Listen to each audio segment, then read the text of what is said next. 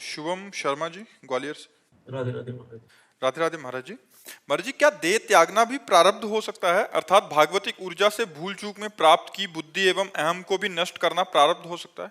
देह त्याग का मतलब अहम को खत्म करना है। नहीं, अहम को खत्म करना, देह त्याग थोड़ी करना है। तो आपका क्या लक्ष्य है कहना? जो जिन चीजों को समझा है भागवतिक ऊर्जा से, जो नहीं समझना चाहिए था, उसे नष्ट करना। क्या समझना है और क्या भागवतिक ऊर्जा से समझा जो नहीं समझना चाहिए? बोलिए, आप बताइए। जैसे किसी सिद्धि की प्राप्ति के रास्ते पर निकल जाना। अरे भगवान की भगवत ऊर्जा से जो स्थिति होती है वो जगत मंगल के लिए होती है।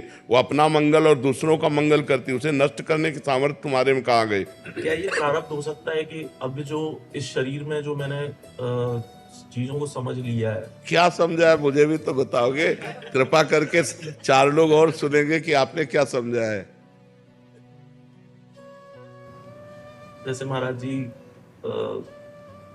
कि सब कुछ लीला है, कि कुछ भी लीला के परे नहीं है। हाँ, जो मैं हूँ वही यहाँ पे है। हाँ। तो मैं जब दुख दे रहा हूँ या मुझे दुख मिल रहा है जी। नहीं, दुख मिल किसको रहा है?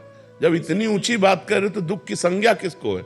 आत्मा तो नैनम छिन्दन्ति शस्त्राणि नैनम दाति पावका न चैनम क्लेदेन्त्यापो न शोष्यति मारुता।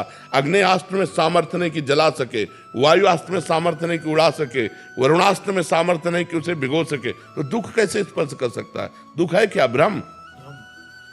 किसको? किसी को दुख नहीं। दुख भ्रमात्मक पुरुष को होता है। जब ये ज्ञान हो गया कि जो मैं हूं वही तुम हो और वही सारा जगत है, तो फिर दुख कहाँ है? विचार करके देखो, कहाँ दुख है? आप कहते हो मैं उस विचार को नष्ट कर दूं, किसको? कौन सी स्थिति है? लेकिन उसके रास्ते में जैसे आप बताते हैं कि जब भगवतिक भगवत प्राप्ति के रास्ते पर जब चलते हैं तो संसार के दुख। जब ये अनुभव, सुनो, अभी तुम बच्चा हो, जब ये अनुभव हो जाएगा कि जो मैं हूं वही तुम हो, वही सारा जगत है, तो जड़ चैतन्य सब कुछ भगवत स्वरूप है। अब रास्ता कहां रह गया? वो तो पहुंचा हुआ पुरुष है। लेकिन उसके बाद अगर लेकिन लगता है, देखो, लेकिन लगता है तो बच्चा, केवल तुम बुद्धि से बात कर रहे हो, स्थिति पाई भर की नहीं है। स्थिति के अंतर्गत जब बात आती है तब ये नहीं होता है। अभी उस स्थिति को प्राप्त करने की चेष्टा की जाए तो भी बात की जाए। उस स्थिति को प्राप्त करने की चेष्टा करना चाहते हो क्या? तुम तो नष्ट करने की बात करते हो।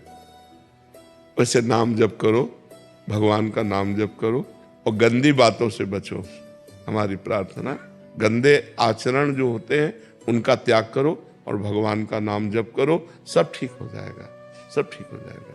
नाम जप में बहुत सामर्थ्य है। नाम जप में जो बैठ गया वो सब जीत गया।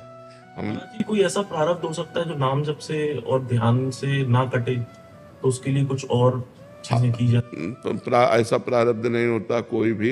इतना नाम जप कर जाए, हर प्रारब्ध नष्ट हो जाएगा, हर प्रारब्ध नष्ट हो जाएगा। जैसे हम तुम्हारे सामने बैठे, हमारी दोनों किडनी फेल हैं, थोड़ी देर बाद अभी डायलिसिस में जाएंगे। प्रारब्ध है, हम नष्ट करना नहीं चाहते, हम उसे भोगना चाहते हैं। अपने भजन से भगवान की प्राप्ति करना चाहते हैं। हमें प्रभु के विधान को देखना है। हमें अपने जप तप के द्वारा प्रभु के विधान को थोड़ी बदलना है। उसी विधान को, यदि अच्छा लाभ संतुष्ट हो, जैसी परिस्थिति भगवान दे रहे हैं उसमें मैं संतुष्ट हूं। काहू सो कछु न चाहूंगो, न भगवान से न किसी जीव से, शांत एकदम। और जो बाधाएं आती हैं वो भजन के द्वारा इतना ज्ञान होता है कि उनका निवारण भी होता है। जो बाधाओं में फंसता कौन है? अज्ञानी। अगर भजन करोगे तो इतना ज्ञान आएगा। पहले भजन तो करो डट के, तो अपने आप तुम्हारे अंदर शुद्ध ज्ञान आ जाएगा। तो ये तर्क वितर्क शांत हो जाएगा और ठीक रास्ता अपने आप प्रकाशित हो जाएगा। नाम बहुत बड़ी सामर्थ्य है बच्चा। नाम में भगवान को अधीन करने की सामर्थ्य है। सुमिर पवन सुत पावन नामू, अपने बस करी राखे रामू। भगवान को भी अधीन कर ले, ऐसे नाम में जप में महिमा है। तो प्रारब्ध क्या चीज है? प्रारब्ध पूर्व का किया हुआ पाप कर्म या पुण्य कर्म। प्रारब्ध वही बनता है आकर। प्रारब्ध कोई देवता थोड़ी, हमारा किया हुआ पीछे का कर्म ही प्रारब्ध बनता है आकर के।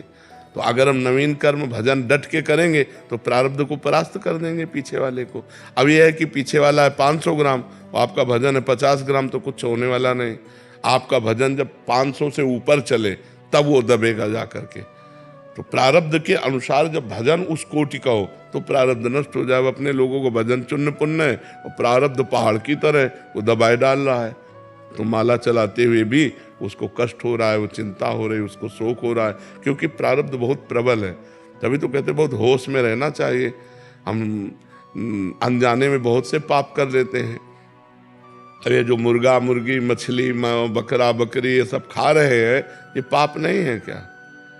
उस जीव के हित। अब वो जब आएगा तब आप सुधर चुके होगे, माना आप सुधर गए कि हमने सब छोड़ दिया, लेकिन पीछे जो किया है वो पीछा थोड़ी छोड़ेगा, वो आपको गिराने की कोशिश करेगा।